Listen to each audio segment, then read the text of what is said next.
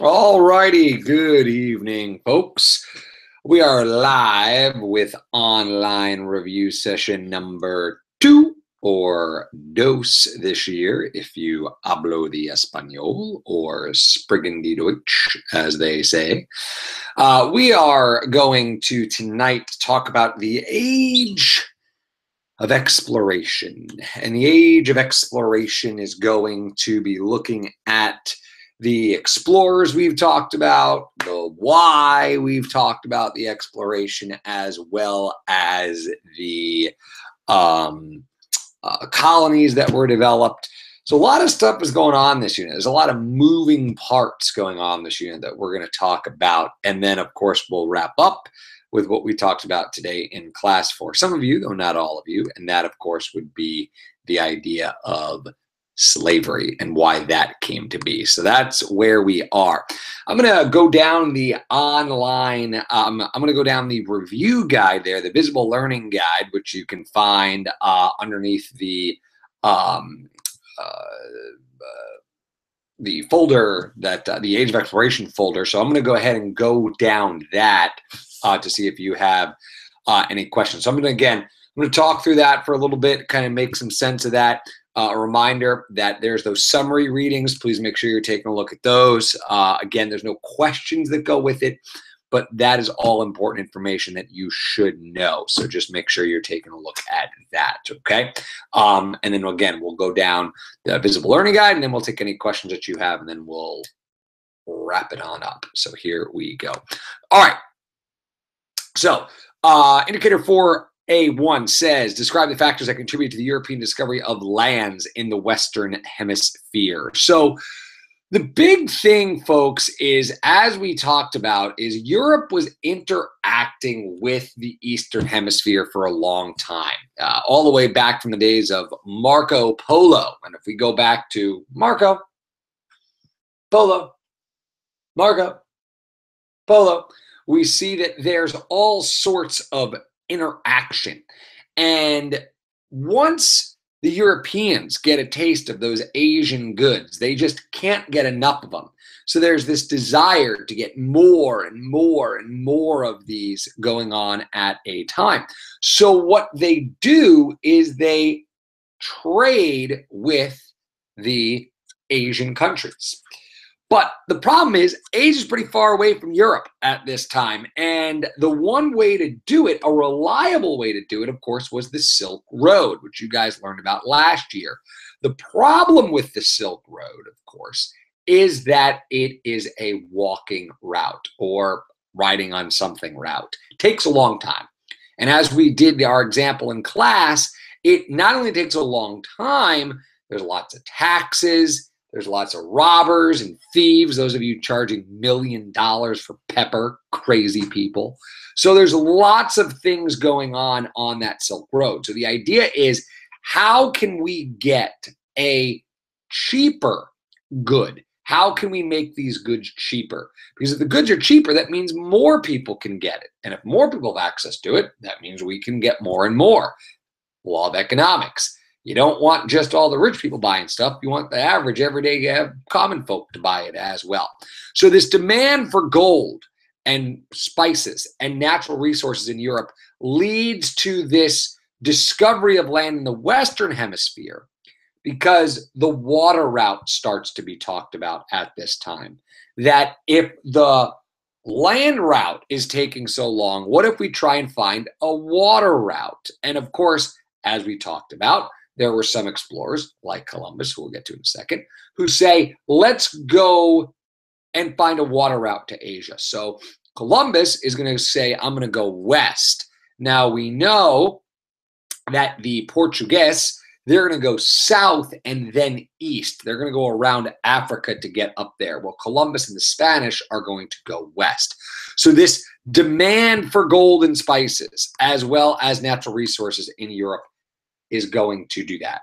It's going to fuel that reason for discovery. Now, as land is discovered in the New World, quote unquote New World, and there's gold there, and there's spices there, and there's raw materials there, The old world is pretty happy. Hey, we're looking for this China, but we found this big honking thing here, which is pretty good too. It's not too bad. So the idea here is that this exploration, they aimed for one thing, they got another, and their consolation prize is pretty gosh darn good.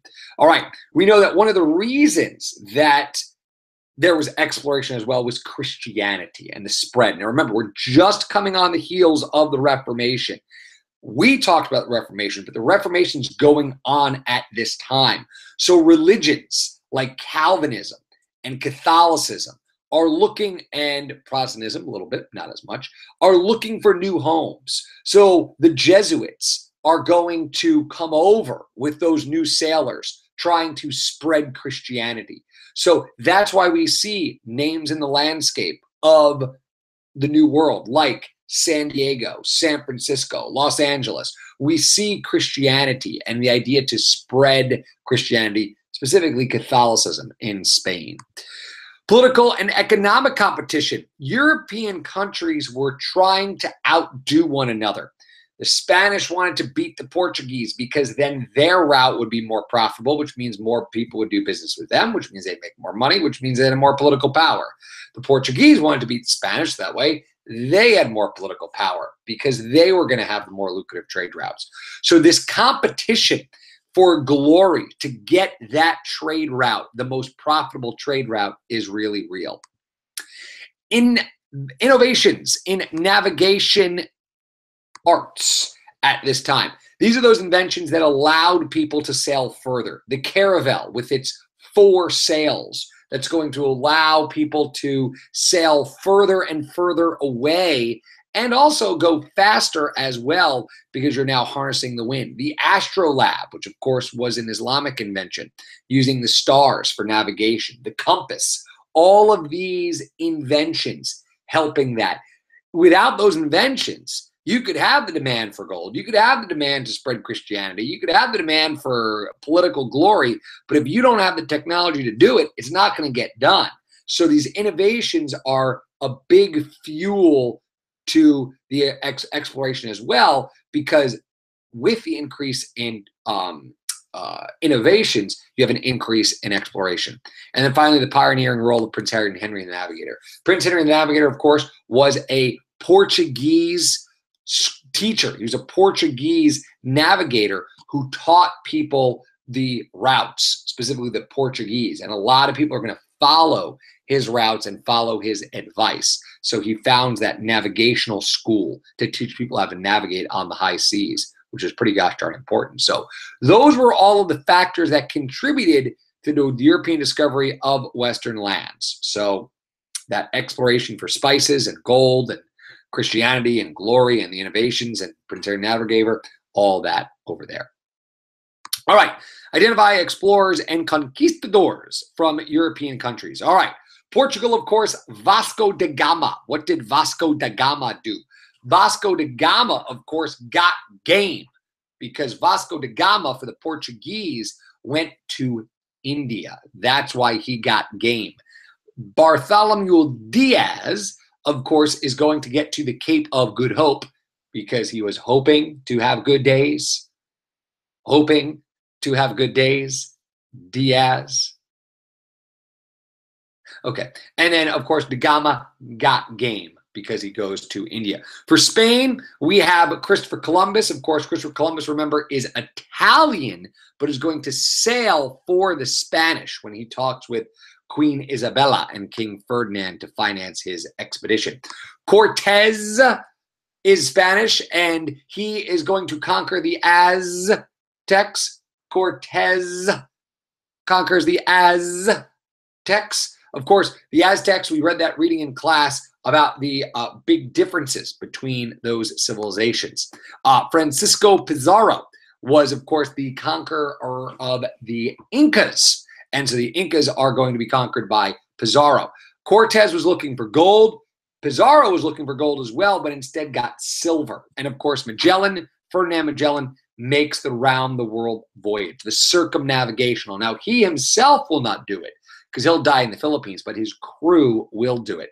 Not to be left out, the English and French start to get in the game. Now, the Portuguese and Spanish are going to try and divide the world with the Treaty of Tordesillas, where the Spanish are going to get the western half and the Portuguese get the eastern half.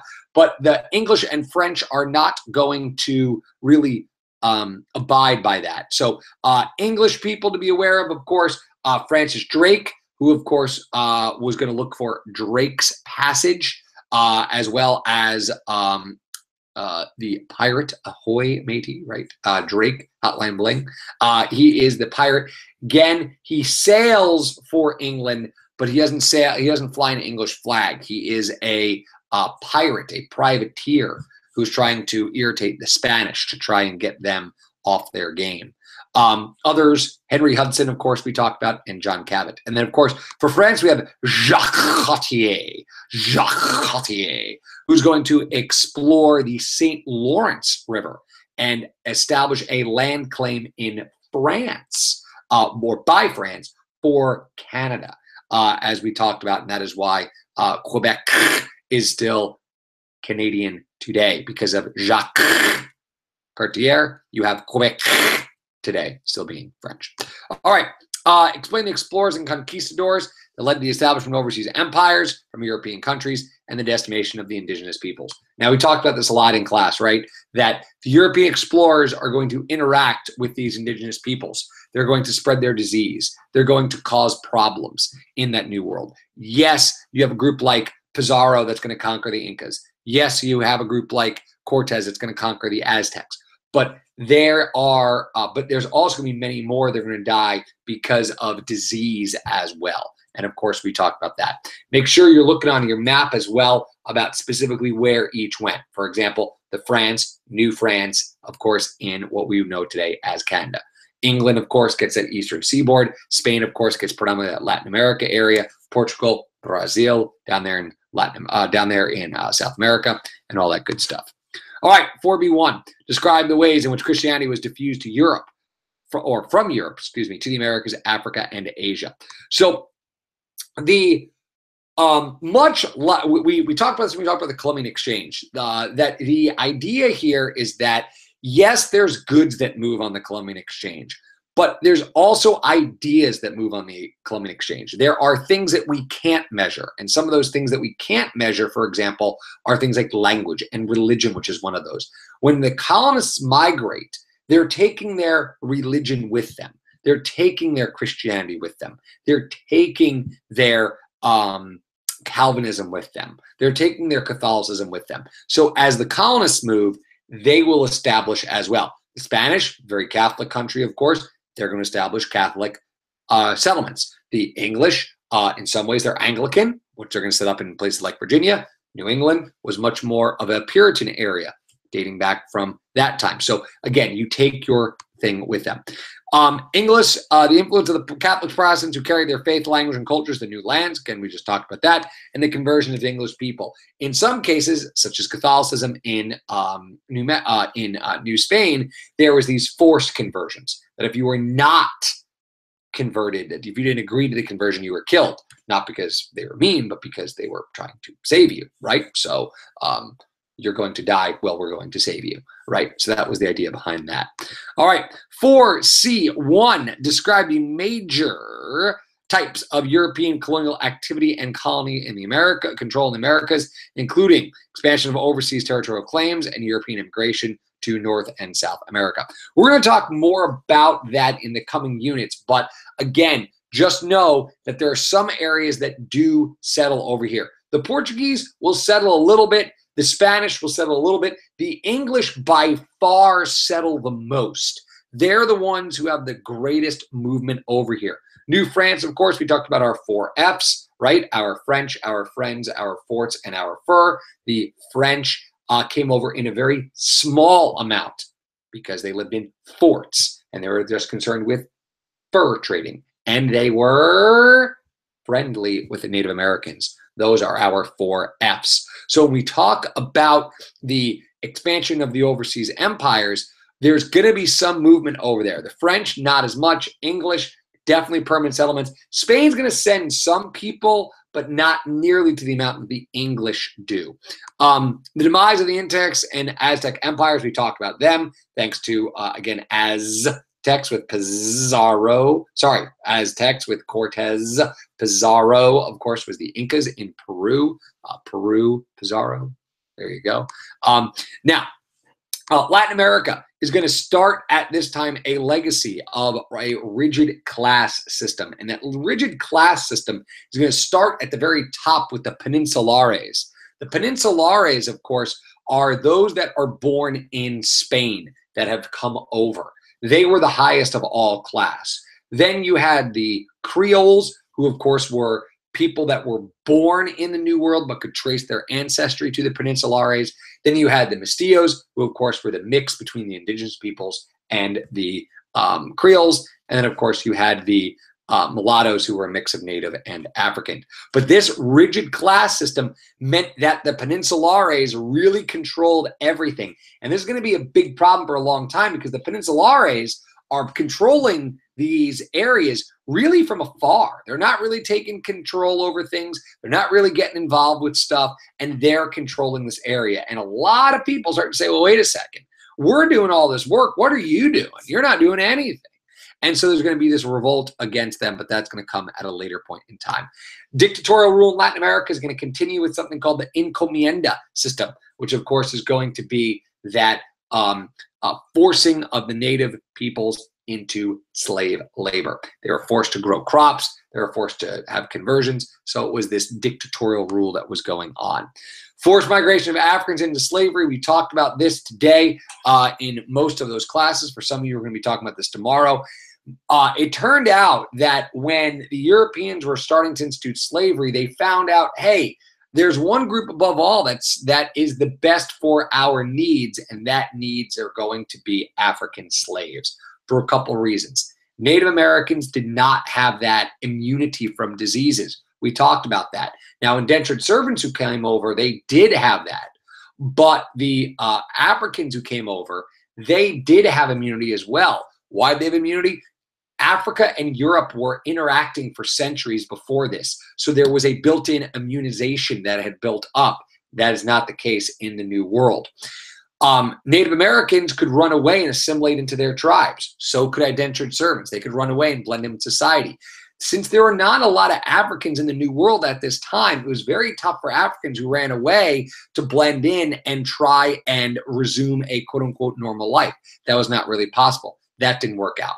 Native Americans had growing techniques, so that helped in terms of having them as slaves. But Africans also had growing techniques as well. So sadly, there were many ways in which Africans were, excuse the expression, but kind of the perfect reason. They were the perfect group to be enslaved at this point in time. They had the knowledge. They couldn't really run away and blend in with society. And then they, of course, had the built-up immunities as well. So that kind of meant that that was going to be the case. Remember, African slavery and American slavery is very different. African slavery was a war or debt slavery. You kept your basic rights, and you could hope to get out of it at some point in time.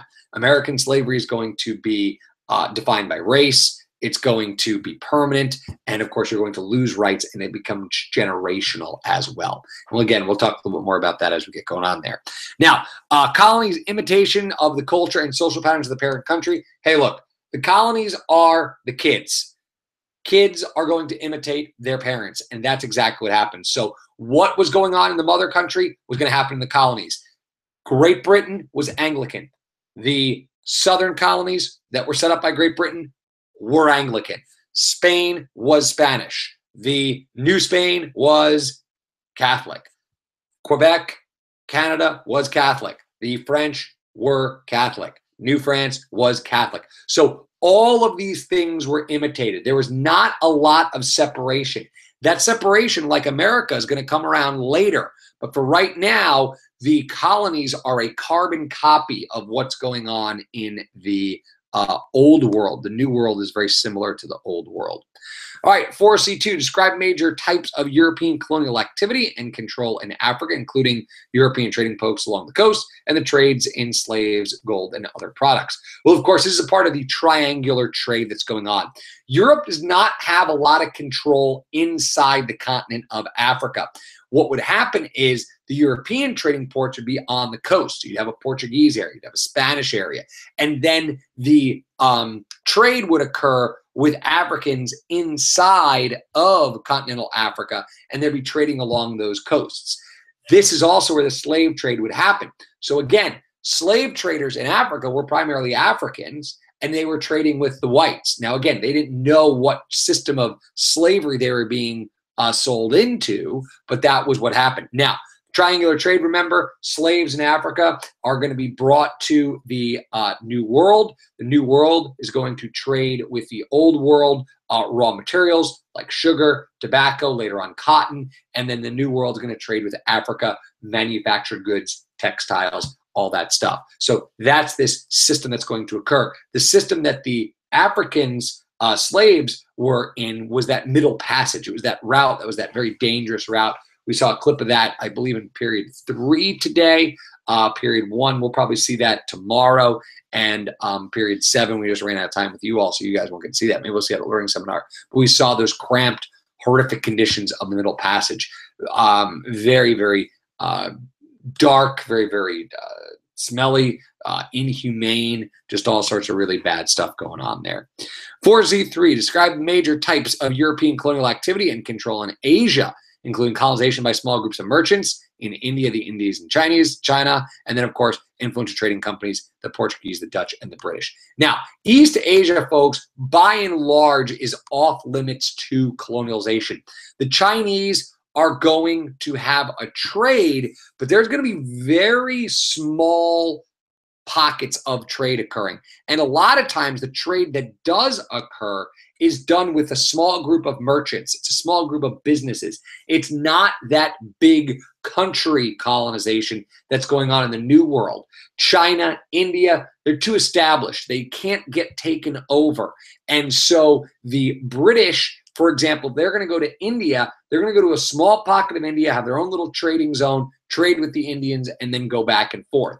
Same thing in China. You're going to have this small little area they're going to trade with, and that was about it. So you're not really going to have this takeover. There will be a takeover, but it's going to be later on. As of right now, it's those companies. Remember, when we talk about companies, we're talking about Walmart, Starbucks. We're talking about Starbucks with guns. They're going to an area. They're saying, hey, let's develop this area, and let's send back the best coffee beans or the best tea or the best whatever. And that's one of the things we see at this time. All right, remember, the Indies are controlled by the Dutch. The British are going to have a little bit of China, a little bit of India. The Portuguese will have a little bit of the Indies over there, a little bit of India, and that's going to be over that. Refer to your map for more information on that. All right, 41 deals with the Columbian Exchange. This is where your map's going to come in super handy with that. Remember the Columbian Exchange, the old world to the new world. The old world is going to bring things to the new world. Things like horses and cattle and crops are going to go to the new world. Also, diseases like smallpox are going to be going to the new world. Coming to the new world from the old world, things like corn, potatoes, tobacco, tomatoes, all of these things are going to be going over there. Again, this is an interactive component, right? This is something that is give and take from each side. It's going to take a long time for that to happen as well. So take a look at those crops that are changed over there. Columbian Exchange, the impact of it, well, it's going to lead to a shortage of labor to grow cash crops in the New World.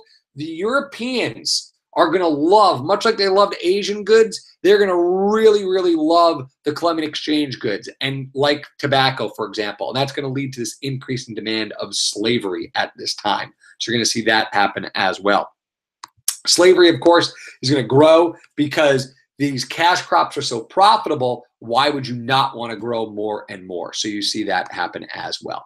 European plantation system grows cash crops. They depend upon slave labor. Those economies are going to grow up and depend upon it, especially in good growing agricultural areas like the American South.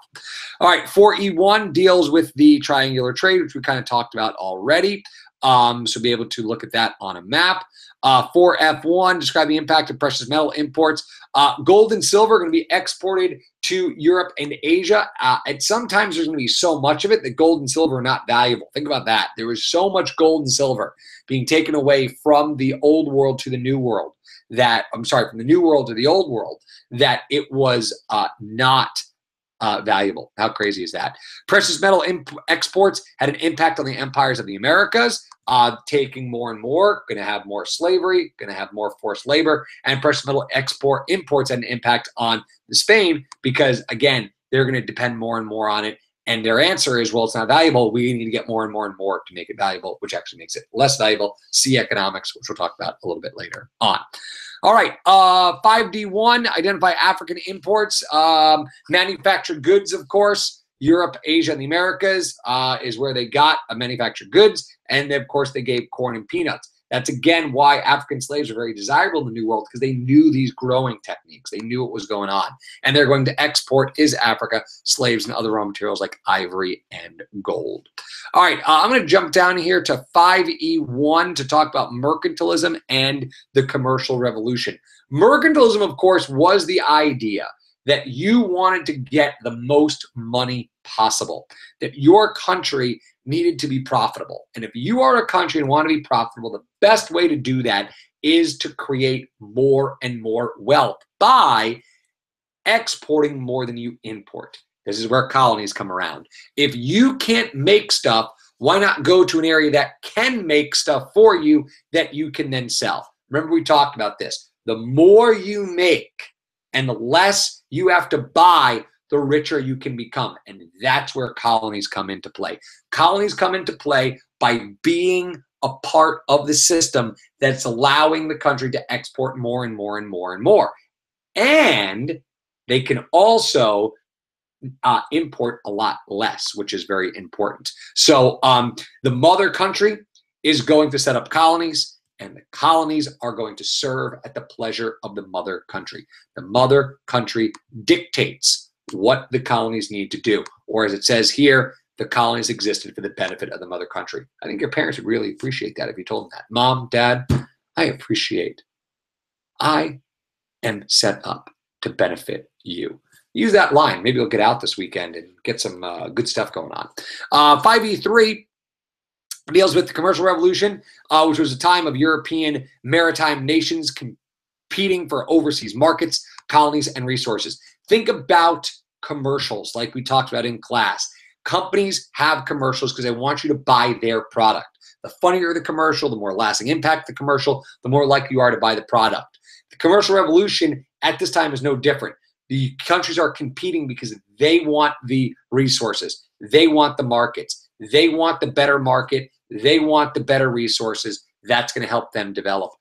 Commercial revolution is a big part of this European exploration because you want to be able to find the quickest trade route. You want to be able to provide the best goods. You want to be able to provide the cheapest goods. And that's going to help with your bottom line and your mercantilism. All right, finally, describe the new economic systems that emerge as a result of the commercial revolution. We have new money and banking systems, which we're going to talk about, new ideas like buying on credit, a lot of that type of stuff. Economic practices such as mercantilism are going to evolve to have more and more colonies, and then colonial economics were limited by the economic needs of other countries. Many of these colonial economies are going to say after a while, hey, what about us? Like, why can't you help us? Like, we have needs too, you know, and the mother country sometimes would disregard that. All right, so that is our visible learning guide there real quick. So hopefully that was beneficial to you in some way, shape, or form. We're going to go ahead and look at some questions that you may have now. Hopefully you do have said questions. That would be good. So again, if you do have any questions, right-hand side of the screen is your destination for that. So let's answer some questions. Savannah says, salutations. Savannah, salutations to you as well. Jay says, hey, Mr. Swain, I'm not going to be at school tomorrow because I'm still sick. Jay, feel better. Online review session. You're still here. I'm loving it. Thank you very much. Alana, are we going to have another primary source document to do? Madison, I think, is saying ditto. Answer that question. Yes, you will have a primary source document on every single test. If you want to make that a negative face, an upside down smiley face, then you can, but I'm going to make it a smiley face. Very good. Jenny Young asks question, why did the Aztecs give up all of their goods to Cortez and his men? Jenny asks a very important question. Jenny, remember the Montezuma believed that Cortez and his men were gods. So what they believed for a time they were doing was giving up some of their goods for basically in offering, a sacrifice, if you will. So they didn't look at it as if they were giving up their goods. They looked at it as if they were giving their goods to a god, and that's what it was. And it was too late before they realized this isn't the god that we were talking about. This didn't work out too well. But that is why they did that. Heather asks, do we need to know examples of goods that were exchanged on the Columbian Exchange? Alana seconds that, Savannah seconds that, and Jenny seconds that.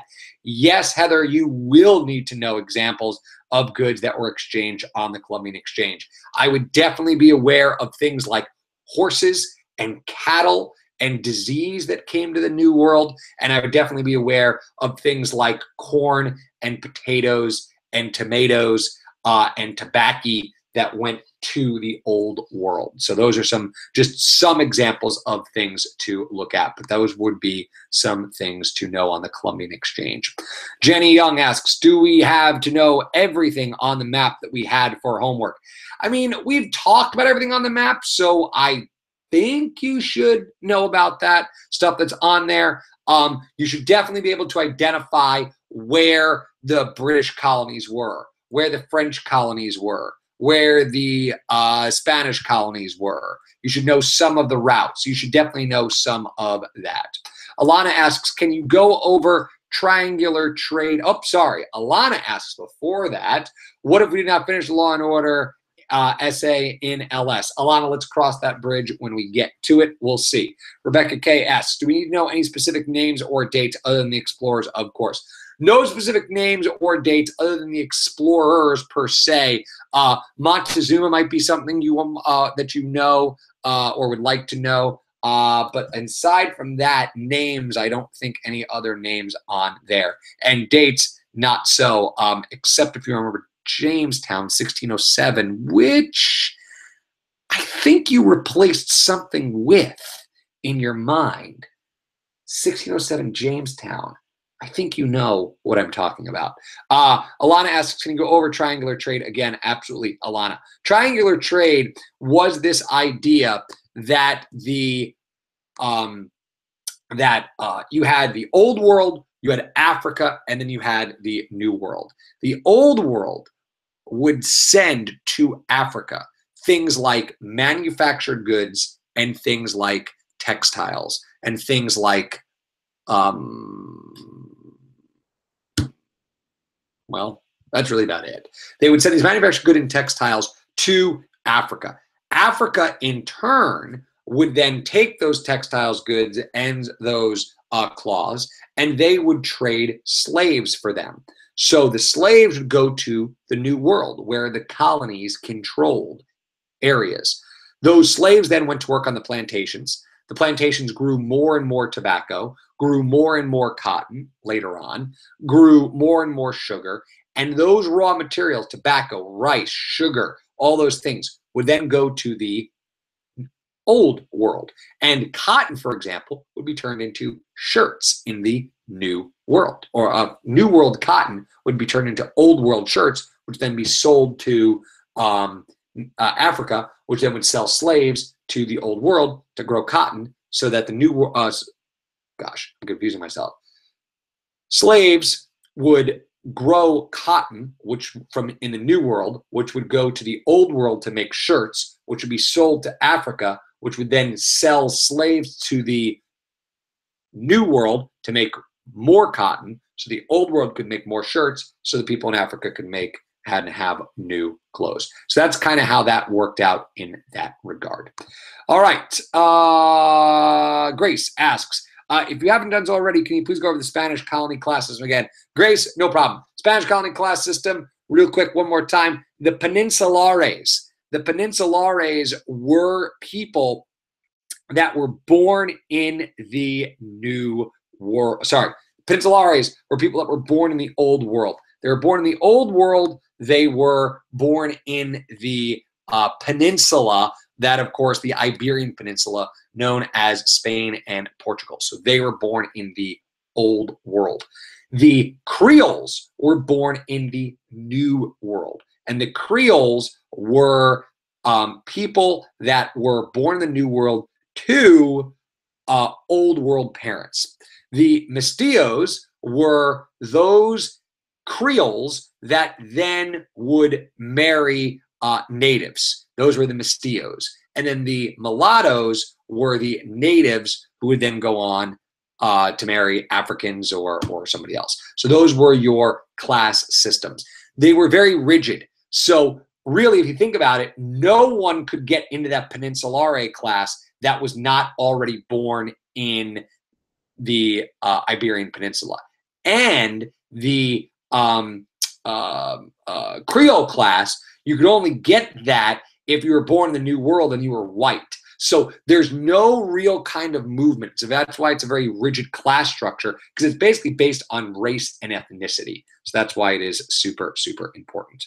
Grace, you got it. No problemo. All right. Jenny Young asks, what do you mean by New World, Old World? What I mean, Jenny, by New World, Old World is that New World is today's America and Latin America and South America. And Old World is Europe. So it's that kind of thing. So there is your New World, Old World stuff. Okay. All right. Some good questions there. So let's keep those questions coming if you do have any more. I am running at about, 5% battery. Oh my gosh. 5% battery. So I may or may not die in the middle of a sentence here. Hopefully I do not die in the middle of a sentence. But let's try and get some of those last minute questions in. If you do have any last minute questions before my computadora goes sayonara, or whatever it would be in German. Oh my gosh, Guten Morgen is the only thing I know in German, which is good morning. So whatever the opposite of Guten Morgen is, Guten Night maybe? I don't know. I'm not quite sure. But in any event, let's see if you got any last minute questions in there. Alana asks the question, do we know where Drake traveled? Alana, good question. If you could just know that Drake was kind of in the Atlantic Ocean and was in the Southern Atlantic Ocean harassing the Spanish, that would be good to know. And then Drake, of course, was a pirate. Ahoy, matey, is what Drake was. So keep in mind that Drake, of course, not to be confused with Hotline Bling. Okay, so there you go. All right, let's see. Any additional questions? Please make sure you're getting those in there, and we'll see if people have any more questions. So again, a reminder, you're going to have about the same amount of questions. Yes, Grace, Drake was English. He indeed was. A reminder, you're going to have anywhere between the neighborhood about 30 and 40 questions. Primary source document. Again, please don't forget to bring in those maps on your day of the test. So blue folks, that'll be on Monday for you all. Orange Day folks, that'll be, of course, on Friday for you all. So just make sure that you are doing bringing in those maps. Bring in those maps, bring in your brain, of course, do some primary source work. Once again, we'll do those first before anything else. And then, of course, we will take our tests. So that is the dealio with that. Okay. I think there's a little bit of a lull in the questions. So if there are no other questions, we'll kind of wrap this up with a short one tonight. I think I did a pretty good job of getting everything over there. If you do have any more questions, save them for Friday's test right before when I give you those couple minutes of study time.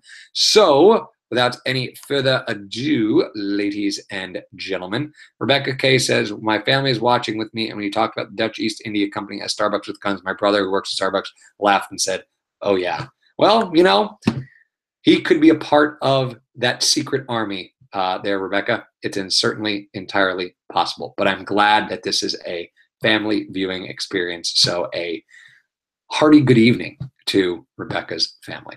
All right, we'll go ahead and shut that down right now. Have a fantastic rest of your evening, folks. Happy studying, and for the end of our Age of Exploration review, we will say good night and happy studying, and we will catch you down the road.